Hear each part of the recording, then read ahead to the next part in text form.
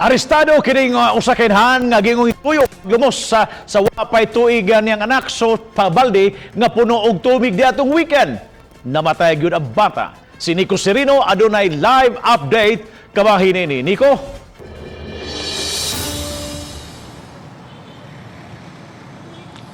Yes, Bob, depresyon matud pa ang gitumbok nga hinungdan kung nganong kining usa ka inahan napatay gyud ang iyang kaugalingon nga masuso nga iyang giingong gilublob sa usa ka balde nga puno sa tubig. Sa Waterfront Police Station gitanggong ang 31 anyos nga inahan kinsa lumad nga taga Tangub City, Misamis Occidental.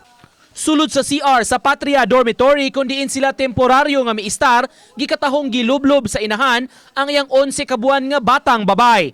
Ang nakasakop og nakakita sa bata nga wa nay kinabuhi mao ang amahan mismo sa suspect o lolo sa bata. Mibiyahe unta sila dinhi sa Sugbo aron ipa-check up ang bata nga nagkasakit-sakit. Masa daw iyang baby. Ayun nga, naaraman to. Ambot, asa na to? Nasaan tayo na ba? Nagduda na siya mo to. Dagan siya nga to sa ko. Ngayon sa muragi, kulbaan siya. Ito siya sa ilang CR. Dito ng bata,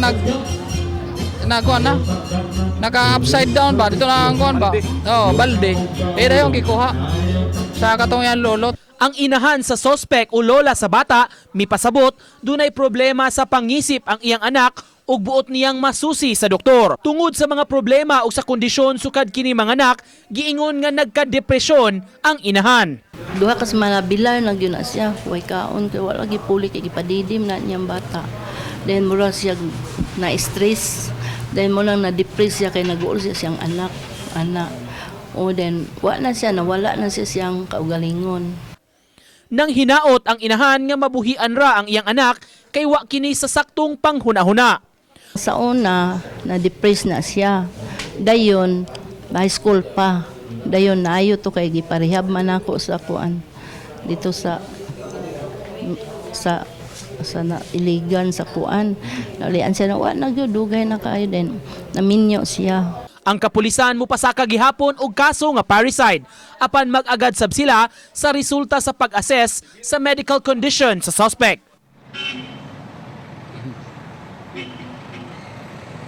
Karong hapon, Bob, nasugda na sa Sikop sa Waterfront Police Station ang pagpasaka og kaso batok sa maong inahan. Nadakit na ang maong kaso apan ipadayon ugmang adlaw ang kinatibuk ang proseso niini adto sa Cebu City Prosecutor's Office. Gibutyag ni Major Pumarejos nga sa pagkakaroon ana pasab sa tambalanan ang maong inahan. Gidala nila dito sa ospital ang maong suspitsado gumikan kay Matud pa nag-wild kini sulod sa selda ni atong miaging gabi alang lang sab sa iya sab nga ka safety ingon man sa iyang makauban sulod sa maong bilangguan. Bob, Who will act as a complainant, Nico? Kisay mo complain katong apohan?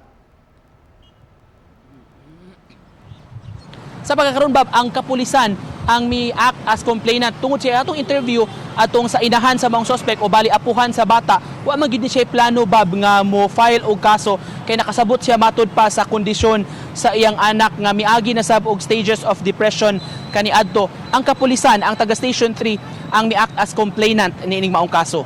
Thank you so much, Nico Serino, sa imong live report. Subay sa mga balita, ang 11 ka buwan nga masuso posibleng giugbok o giparok ang ulo sa balde tungod sa naangkon ini nga blunt traumatic injury. Base usab sa death certificate nga gihuptan sa kapulisan. Samtang adunay pagpasabot nga gihatag ang hepe sa Center for Behavioral Sciences sa Vicente Soto Memorial Medical Center nganong nakaako ang inahan sa pagpatay sa kaugalingong anak. Atong sayran pinaagi nining exclusive report. Blunt traumatic injury sa ulo ang nakabutang sa death certificate sa 11 ka buwan ni masuso nga mao hinungdan sa kamatayon niini. Kini ang gisukip sa Police Station 3 sa Cebu City Police Office sa kasong parricide nga ilang ipasaka batok sa inahan sa bata nga giingong mipatay siyang anak. Posibleng giugbok ang ulo sa Baldeng nga dunay sulod nga tubig hinungdan sa kamatayon niini. Initial information na ginakuha na mo, initial investigation nga giparok niya ang bata sa balde.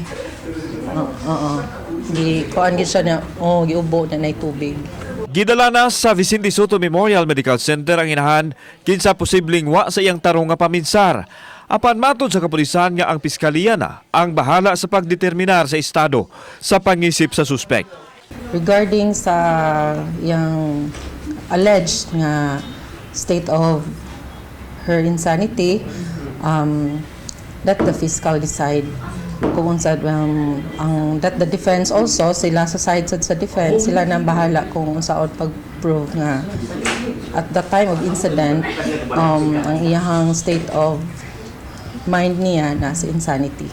Samtang adunay pagpasabot ang batid sa paghiling sa estado sa pangisip o psychiatrist nganong napatay sa inahan ang iyang anak.